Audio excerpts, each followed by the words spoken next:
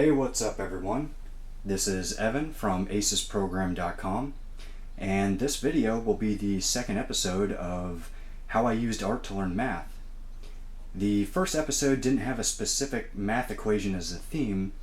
It was more of a general outline for me to document some equations that I found interesting. This painting is different in that it is entirely oriented around a singular idea, and that idea is Snell's law of refraction.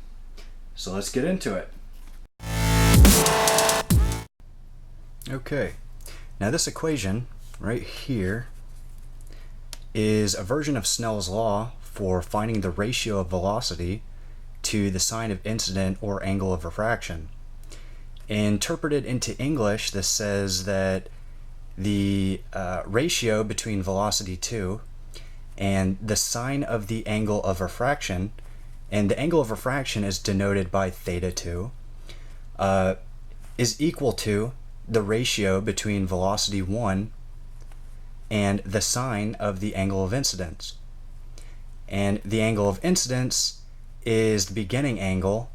The angle of refraction is the angle after the beam of light enters a new medium.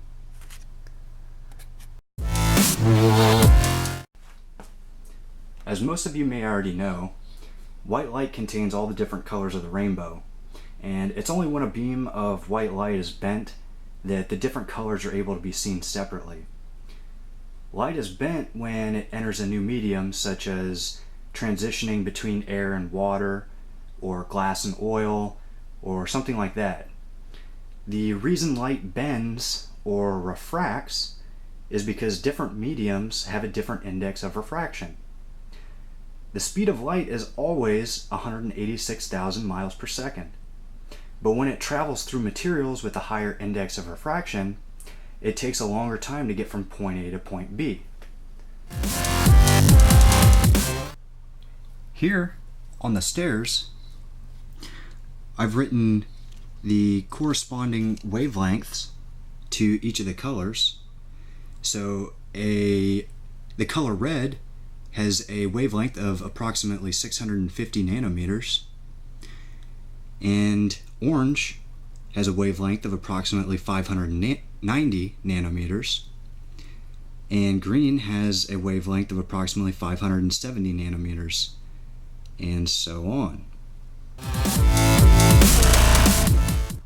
And here we have a diagram that I drew up that shows the human brain with the optic center, and also the human eye with the cornea, pupil, iris, retina, and optic nerve, as well as the image of the rainbow and how it gets flipped upside down and then righted in the brain. And you know, the really weird thing, or the bizarre thing about all this stuff, is that none of this light really exists in the way we perceive it. Colors are just figments of our imagination, or rather constructs of our biology. The colors that we see are really just different wavelengths of invisible electromagnetic radiation. We only see color because of the incredible capabilities of our eyes and brains. When our eyes receive electromagnetic waves, they are filtered past our rods and cones. We have three types of cones: red, green, and blue, the primary colors. Most humans have about 6.5 million cones. About 64% of the cones in our eyes are sensitive to the color red. About 34% of our cones are sensitive to green, and 2% are sensitive to blue. When an electromagnetic wave between 650 to about 700 nanometers comes in contact with the cones in our eyes that are sensitive to red, the cones send a signal to the brain where it is interpreted as color. And I'm sure some of you might have spotted it too, but I really hate this part of the painting. When I drew the figure of the eyeball in there, it actually looked pretty accurate, but once I added color and added the little mini rainbow images in there, it made the fucking thing look like a creepy baby bird. Look at that. Like the purple's the beak. Looks like it's, I don't know what that would be, but that's the eyeball, and that's his creepy little head with a creepy little brain rat tail coming out or something. But anyways, I didn't want that to look like a bird. It was supposed to look like an eyeball. Fail.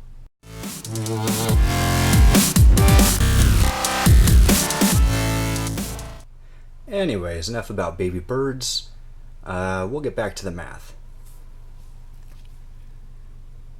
This figure here is the speed of light. 2.99792458 times 10 to the 8 meters per second. For some reason, I prefer the figure 186,000 miles per second. I guess for me it's because it's a little easier to imagine the distance when I use miles instead of meters, but I can recall 186,000 from memory a lot easier than this 2997924 whatever blah blah blah. Which is why I used it, so I could commit it to memory easier, or at least be familiar enough with the figure that I'd recognize it when I saw it in other math problems. So that's why I didn't put the figure that I'm familiar with, I put a new one so that I could learn. So math isn't always about the numbers. Sometimes it's about an intuitive understanding of what's going on.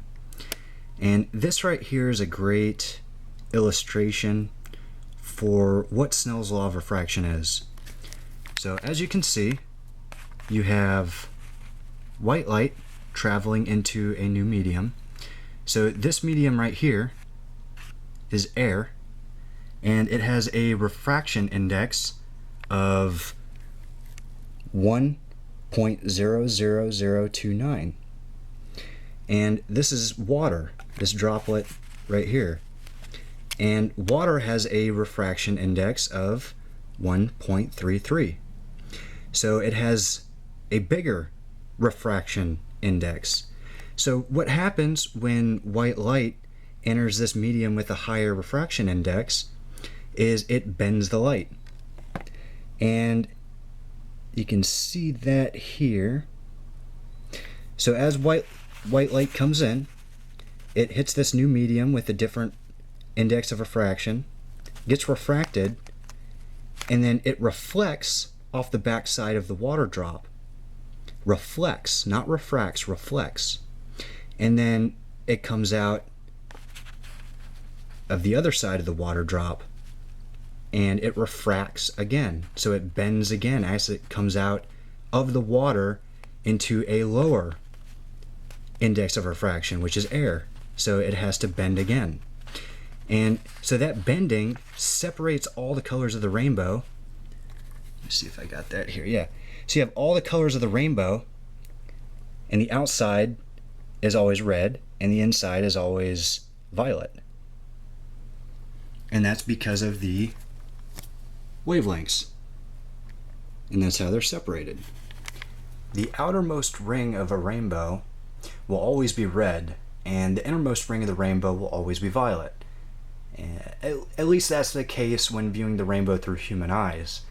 Some insects and animals have evolved to see different electromagnetic wavelengths, such as the ultraviolet and infrared waves. But for us, we're limited to good old Roy G. Biv.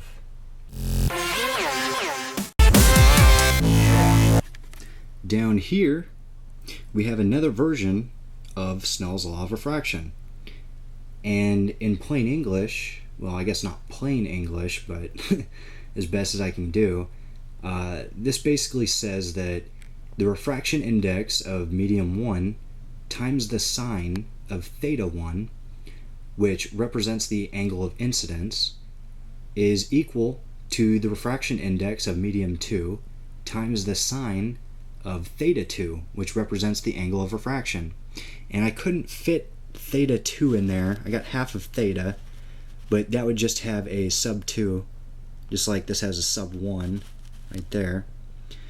And so theta sub 1 is the angle of incidence, so it's the white light, it's coming in, that's the angle of incidence. And theta 2 is the angle of refraction, so it's the exit. Well, there you have it, guys. That is Snell's law of refraction. And this is Evan from acesprogram.com.